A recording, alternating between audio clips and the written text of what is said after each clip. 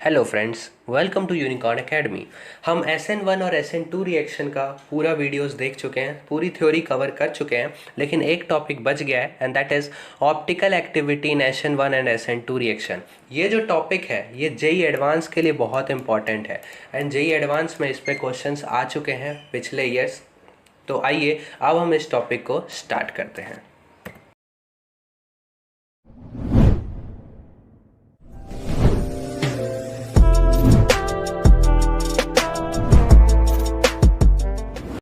तो फ्रेंड्स चलिए अब हम स्टार्ट करते हैं SN1 रिएक्शन से। तो SN1 रिएक्शन में क्या होता है, कार्बोकेटाइन फॉर्मेशन होता है SN1 रिएक्शन में, और ये दो स्टेप में होता है। पहले स्टेप में कार्बोकेटाइन फॉर्मेशन होता है और दूसरे स्टेप में न्यूक्लियोफाइल आके अटैच हो जाता है। तो आइए अब हम इसको ऑप्टिकल अप्रोच से इसका मैकेनिज्म देखते हैं। तो मान लीजिए ये है कार्बन एंड इसी के प्लेन में एक एल्काइल ग्रुप है यहाँ पे, एंड यहाँ पे कोई भी हेलोजन डाल देता हूँ, मान लीजिए मैं Cl डाल देता हूँ एंड ये भी उसी के प्लेन में है। अब मैं एक अबव द प्लेन बना रहा हूँ, एक एल्काइल ग्रुप, इसको मैं ले लेता हूँ R2 एंड इसको मैं R1 कर देता हूँ R की जगह, एंड एक मैं ले लेता हूँ बिलो द प्लेन एंड इसको मैं कर देता हूँ R3। तो देखिए इसमें होता क्या है। सबसे पहले SN1 मैकेनिज्म में क्या होता है कि जो भी लीविंग ग्रुप होता है वो लीव करता है एंड कार्बोकेटाइन फॉर्मेशन हो जाता है।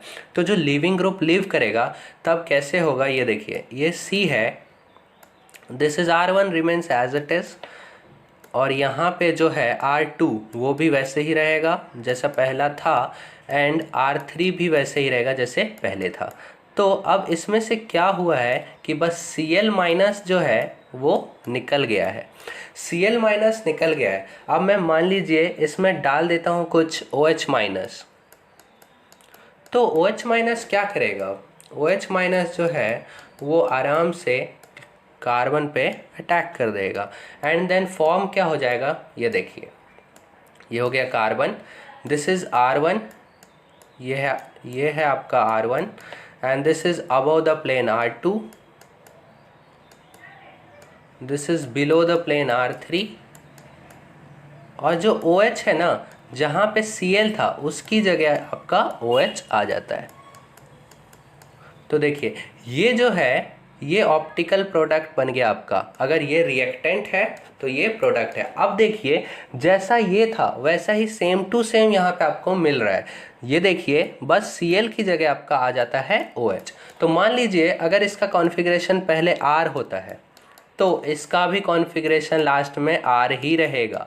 अगर इसका कॉन्फ़िगरेशन S होता है, ये रिएक्टेंट का कॉन्फ़िगरेशन अगर S है तो इसका भी कॉन्फ़िगरेशन S ही होता है। आपने 11th क्लास में R एंड S कॉन्फ़िगरेशन के बारे में पढ़ लिया होगा। तो देखिए SN1 रिएक्शन में है, जैसा कॉन्फ़िगरेशन स्टार्टिंग में रहता है वही कॉन्फ़िगरेशन प्रोडक्ट में भी रहेगा। मतलब क्या है कि जो कॉन्फ़िगरेशन है ना उसका रिटेंशन होता है यहाँ पे SN1 रिएक्शन में, बल्कि SN2 रिएक्शन में इसका उल्टा हो जाता है। SN2 रिएक्शन में इन्वर्जन हो जाता है कॉन्फ़िगरेशन का। तो चलिए SN2 रिएक्शन देखते हैं, फिर उसके बाद इस पर क्वेश्चन भी सॉल्व करेंगे। तो फ्रेंड्स SN2 रिएक्शन में क्या होता है, SN2 रिएक्शन में एक ही स्टेप में रिएक्शन कंप्लीट हो जाता है। मतलब जिस कार्बन पे लिविंग ग्रुप होता है वहाँ पे न्यूक्लियोफाइल अटैक करता है एंड देन लिविंग ग्रुप को लीव करवा देता है एक ही स्टेप में। तो चलिए इसका मैकेनिज्म देख लेते हैं हम ऑप्टिकल अप्रोच से कैसा होगा। तो मान लीजिए कार्बन है एंड इस पर अटैच है लिविंग ग्रुप Cl। मैं यहाँ पे जो है जैसे SN1 में मैं R1 दिखा रहा था, मैं यहाँ पे हाइड्रोजन दिखा देता हूँ, क्योंकि हमको यहाँ पे मतलब SN2 लेस क्राउडिंग में होता है इसलिए हम इसको हाइड्रोजन दिखा रहे हैं, एल्काइल ग्रुप नहीं। और एक हाइड्रोजन मैं अबव द प्लेन ले लेता हूँ H2 एंड एक हाइड्रोजन मैं बिलो द प्लेन ले लेता हूँ H3। ये जो है ना ये हाइड्रोजन्स हैं H, मैं बस इसको नंबरिंग कर रहा हूँ, number 1 hydrogen, number 2 hydrogen and number 3 hydrogen. तो SN2 रिएक्शन में मान लीजिए इसमें भी मैं SN1 रिएक्शन की तरह OH माइनस दे रहा हूँ। तो जैसे SN1 रिएक्शन में क्या हुआ था कि Cl लीव किया था एंड देन यहाँ पे कार्बोकेटाइन फॉर्मेशन हुआ था और फिर OH माइनस जो है यहाँ पे आ गया था।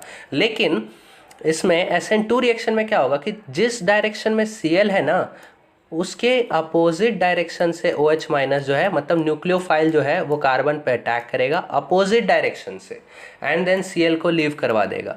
एंड फॉर्मेशन फिर कैसे होगा, देखिए ये C है, ये आपका हाइड्रोजन 1 वैसे का वैसा रहेगा एंड देन ये हो गया आपका above the plane H2 and जो बिलो द प्लेन वाला है वो इस साइड आ जाएगा। क्यों? स्पेस, इधर से OH माइनस गया तो यहाँ पे स्पेस बनाया, इसलिए H3 को मान लीजिए ये यहाँ चले जाएगा, क्योंकि OH माइनस है उसके लिए स्पेस चाहिए, तो H3 इधर चले जाएगा। मतलब हाइड्रोजन नंबर 3 जो है बिलो द प्लेन वाला वो इधर साइड आ जाएगा, एंड सिंपल अपना OH जो है वो अपोजिट साइड हो जाएगा Cl के। तो देखिए SN2 रिएक्शन में जो है प्रोडक्ट ये फॉर्म हो जाता है एक ही स्टेप में। तो यहाँ पे अगर मान लीजिए अगर इसका कॉन्फ़िगरेशन R होता है तो इसका जो कॉन्फ़िगरेशन है वो हो जाता है S। अगर इसका कॉन्फ़िगरेशन S होता है तो इसका कॉन्फ़िगरेशन जो है वो हो जाता है R।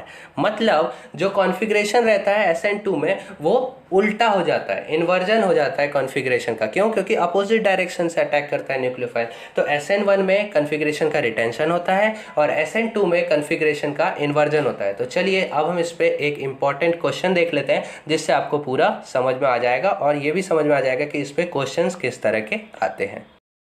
तो फ्रेंड्स चलिए क्वेश्चन देखते हैं इस पे। तो ये आपको दे दिया है एक रिएक्टेंट और इसका 1 मोल ले रहे हैं और इसमें कुछ रिएजेंट ऐड करने पे कुछ प्रोडक्ट्स फॉर्म हो रहे थे। उसमें एक प्रोडक्ट जो था वो S कॉन्फ़िगरेशन का बनता है एंड दैट इज 0.05 मोल। मतलब S कॉन्फ़िगरेशन का 0.05 मोल प्रोडक्ट फॉर्म हो रहा है और इनिशियली जो है वो 1 मोल इसका ये दिया है रिएक्टेंट। तो हमको बताना क्या है कि परसेंटेज ऑफ SN2 रिएक्शन इसमें कितना होगा। तो चलिए इस क्वेश्चन को सॉल्व करते हैं। तो सबसे पहले आपको इसका कॉन्फ़िगरेशन पता होना चाहिए कि ये R है कि S है। तो सबसे पहले मैं आपको ब्रीफली फिशर प्रोजेक्शन का कॉन्फ़िगरेशन निकालने का प्रोसेस समझा देता हूँ। तो ये मास पे पूरा डिपेंडेंट होता है। देखिए सबसे पहले आपको मास के हिसाब से इन चारों कंपाउंड्स को नंबरिंग करना पड़ता है। तो CH3, CH2, CH3, हाइड्रोजन और OH में सबसे ज़्यादा मोलर मास किसका है? ऑब्वियसली OH का, तो आप इसको नंबर 1 दे दीजिए। देन ET, CH3 और H में ET का, इसलिए इसको नंबर 2 दे दीजिए। This is number 2, this is number 1 OH। अब CH3 और हाइड्रोजन में किसका ज़्यादा मास है? CH3 का, इसलिए इसको नंबर 3 दे दीजिए एंड हाइड्रोजन का, इसलिए इसको आप नंबर 4 मान लीजिए। अब है आपको ज्वाइन करना है 1 और 2 को। तो 1 और 2 कैसे भी ज्वाइन हो आप ज्वाइन कर दीजिए। तो दिस इज लाइक दिस, आपका कुछ ऐसा 1 और 2 को ज्वाइन करेंगे, ठीक।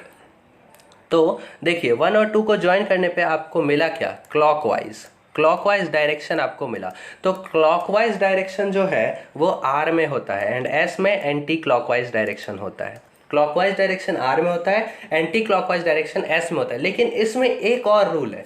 एक और रूल क्या है कि अगर फिशर प्रोजेक्शन के हॉरिजॉन्टल पोजीशन पे हाइड्रोजन मिलता है, मतलब अगर हॉरिजॉन्टल पोजीशन पे हाइड्रोजन मिलता है तो जो भी हमको कॉन्फ़िगरेशन मिलता है ना उसका उल्टा कॉन्फ़िगरेशन हो जाता है। तो देखिए हाइड्रोजन यहाँ पे फिशर प्रोजेक्शन के हॉरिजॉन्टल पोजीशन में है, H और OH है, तो H भी है, तो हमको कॉन्फ़िगरेशन क्या मिला है इसका R, बट इसका कॉन्फ़िगरेशन क्या होगा? S, क्योंकि हाइड्रोजन जो है वो हॉरिजॉन्टल पे। तो हमने इसका कॉन्फ़िगरेशन निकाल लिया है एंड दैट इज S। अब देखिए इसका कॉन्फ़िगरेशन S है और ये 1 मोल है।